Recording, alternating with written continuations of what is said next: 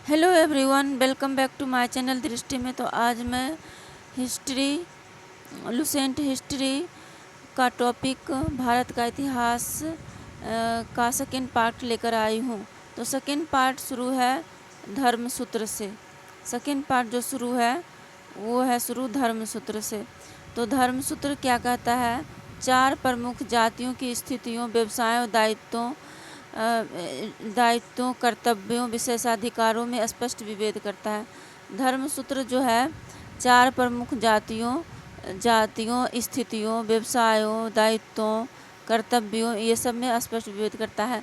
तो इससे पहले पूछा गया था क्वेश्चन कि सबसे पहले जो है किस में जातियों आदि व्यवसायों के बारे में वर्णन किया गया है, तो वो हो जाएगा आंसर धर्मसूत्र।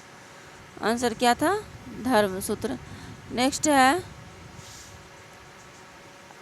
आगे है, एक मिनट, आगे है ऋग्वेद। ऋग्वेद के परिच्छेदों में प्रयुक्त अघन शब्द का संबंध गाय से है। तो ये पूछा गया है कि ऋग्वेद में प्रयुक्त अघन शब्द का संबंध किससे है? तो गाय से है। वर्तमान में प्रचलित ग्रेगोरियन कैलेंडर अब है ईसा पूर्व और ईसवी में क्या अंतर होता है? तो कह रहा है कि वर्तमान में प्रचलित ग्रेगोरियन कैलेंडर ईसाई कैलेंडर, जूलियन कैलेंडर ईसाई धर्मगुरु ईसा मसीह के जन्म पर आधारित है। यानी कि वर्तमान में जो प्रचलित है ग्रेगोरियन कैलेंडर, वो ग्रेगोरियन कैलेंडर वो जो है किस पे आधारित है? ईसा मसीह के जो ईसाई के जो धर्मगुरु द मसीह, उनके जन्म पे आधारित है। ईसा मसीह के जन्म के पहले के समय को ईसा पूर्व, BC कहते हैं, before the birth of Jesus Christ. और इस ईसा पूर्व में वर्षों की गिनती उल्टी दिशा में शुरू होती है। जैसे महात्मा बुद्ध का जन्म 563 ईसा पूर्व में एवं मृत्यु 483 ईसा पूर्व में हुई।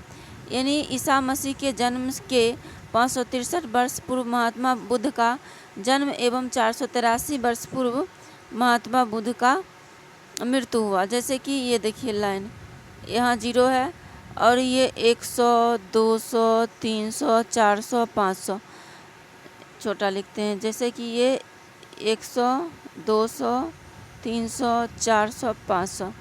तो ये जो है ईसा मसीह के जन्म जो है ये ईसा पूर्व, इधर जो होता है ईसा पूर्व, इधर ईसा बाद, यानी कि 563 वर्ष पूर्व जन्म हुआ था। तो इन 563 वर्ष कुछ यहाँ पे आएगा। तो यहाँ पे 563 वर्ष पूर्व यानी कि 563 BC किनका जन्म हुआ था? बुद्ध भगवान का। और मृत्यु कब हुआ था? तो ये कुछ यहाँ पे आ जाएगा। तो 483 ईसवी पूर्व जो है इनकी मृत्यु हो गई थी। ईसवी पूर्व या BC भगवान बुद्ध की मृत्यु हो गई थी। आगे कह रहा है कि ईसा मसीह की जन्म तिथि से आरंभ हुआ सन ईसवी सन कहलाता है। ईसा मसीह के तिथि से जो आरंभ हुआ है वो ईसवी सन कहलाता है। और मतलब कि यहाँ से 0 के बाद यहाँ से जो स्टार्ट हुआ वो क्या कहलाता है? ईसवी सन। इसके लिए संक्षेप में ईसवी लिखा जाता है। और ईसवी को लैटिन भाषा शब्द में AD यानी कि इसका फुल फॉर्म होता है एनो डोमिनी, जिसका शाब्दिक अर्थ है in the year of Lord Jesus Christ. Vincent Arthur Smith ने प्राचीन भारत का पहला सुव्यवस्थित इतिहास अर्ली हिस्ट्री ऑफ इंडिया 1904 में तैयार किया। तो ये भी पूछा जाता है कि भारत का पहला इतिहास किसने लिखा था? तो विंसेंट आर्थर स्मिथ ने कब लिखा था? 1904 में। पुस्तक का क्या नाम था? Early history of India. इस पुस्तक में 1/3 भाग में सिकंदर के आक्रमण का वर्णन है। जो इस पुस्तक है अर्ली हिस्ट्री ऑफ इंडिया, इसके 1/3 भाग में सिकंदर के आक्रमण का वर्णन है। इसमें भारत के स्वेच्छाचारी शासन वाला देश कहा गया है, जिसे ब्रिटिश शासन की स्थापना से पहले कभी राजनीतिक एकता का अनुभव नहीं हुआ। कहना है कि विंसेंट आर्थर स्मिथ का कहना है कि जो ब्रिटिश शासन से पहले जो भारतीय राजा थे उनमें कभी भी राजनीतिक एकता नहीं थी। आगे है कि उन्होंने लिखा, वस्तुतः भारतीय इतिहासकारों का सरोकार शासन के एकमात्र तानाशाही से ही है।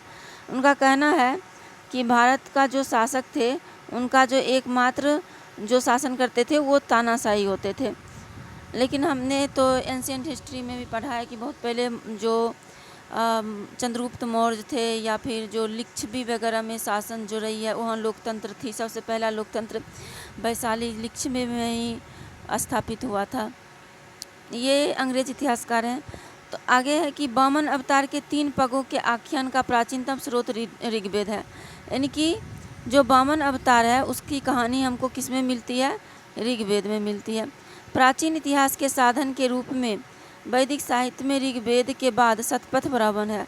तो ये भी पूछा जा सकता है कि ऋग्वेद के बाद कौन सा है? तो ऋग्वेद के बाद शतपथ ब्राह्मण का स्थान है। यजुर्वेद, ऋग्वेद हमने पढ़ लिया। यजुर्वेद जो है इसमें स्वस्वर पाठों के लिए मंत्रों तथा बलि के समय अनुपालन के लिए नियमों का संकलन यजुर्वेद कहलाता है।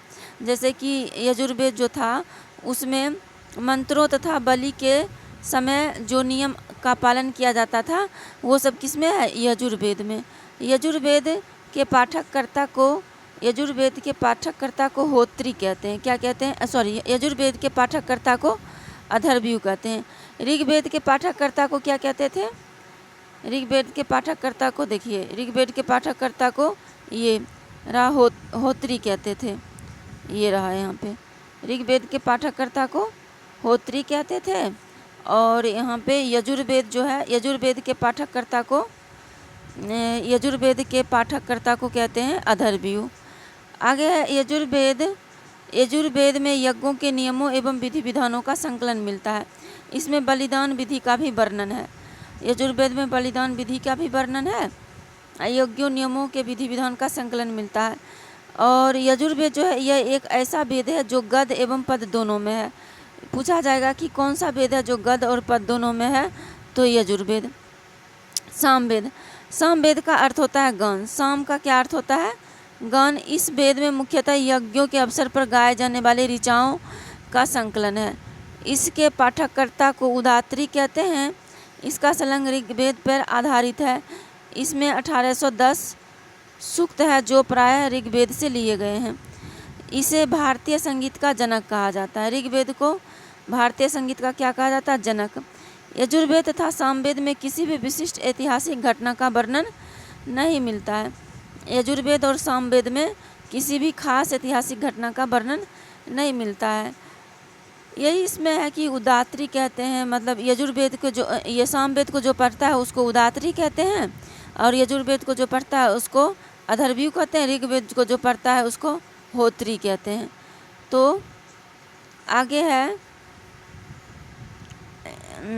अथर्ववेद। अथर्वा ऋषि द्वारा रचित है। किसके द्वारा लिखा गया? अथर्वा ऋषि द्वारा। इसमें जो अथर्ववेद में है कुल 731 मंत्र है अथर्ववेद में, और पद कितना है? 6000। और इसमें कुछ मंत्र ऋग्वैदिक मंत्रों से भी प्राचीनतर है। जो ऋग्वेद में है, जो ऋग्वेद में जो मंत्र दिए हैं उससे भी प्राचीन मंत्र है अथर्ववेद के कुछ मंत्र, सारे नहीं, प्राचीनतर हैं। औषधियों का उल्लेख मिलता है किसमें? अथर्ववेद में। अथर्ववेद में औषधियों का उल्लेख मिलता है। तो ये भी पूछा गया है कि किस वेद में औषधियों का उल्लेख मिलता है? तो अथर्ववेद में जो है, अथर्ववेद में औषधियों का उल्लेख मिलता है। आज के लिए इतना ही, तो मिलते हैं नेक्स्ट वीडियो में। Thank you so much.